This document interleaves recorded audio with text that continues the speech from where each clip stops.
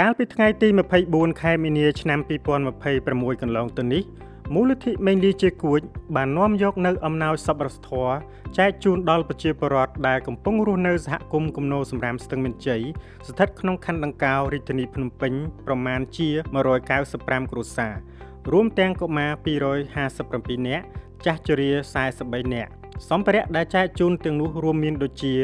ដបទឹកចំនួន200សម្លៀកបំពាក់ចម្រុះធំចំនួន10កេសនិងសាប៊ូទឹកសម្រាប់បោកសម្លៀកបំពាក់ម៉ាក Gentle Gen ចំនួន161កេសដែលទទួលបានការចូលរួមបរិច្ចាគពីក្រុមហ៊ុនកាបាសសូមបញ្ជាក់ផងដែរថានេះមិនមែនជាលើកទី1ទេដែលមូលនិធិមេងលីជាគួចចុះធ្វើសកម្មភាពសប្បុរសធម៌នៅសហគមន៍គំនោរសំរាមស្ទឹងមានជ័យនេះ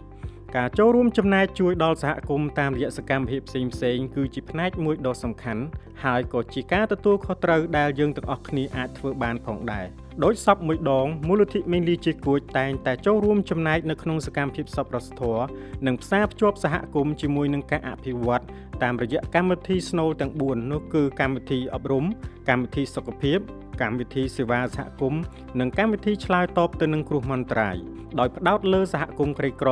កុមារស្ត្រីមានផ្ទៃពោះជនពិការចាស់ជរានិងក្រុមងាយរងគ្រោះផ្សេងៗដទៃទៀតផងដែរក្នុងគោលបំណងពង្រឹងដល់សាមគ្គីភាពការចេះជួយចែករំលែកទុក្ខធុរៈនិងឆ្លើយតបទៅនឹងតម្រូវការរបស់សហគមន៍ទាំងមូល។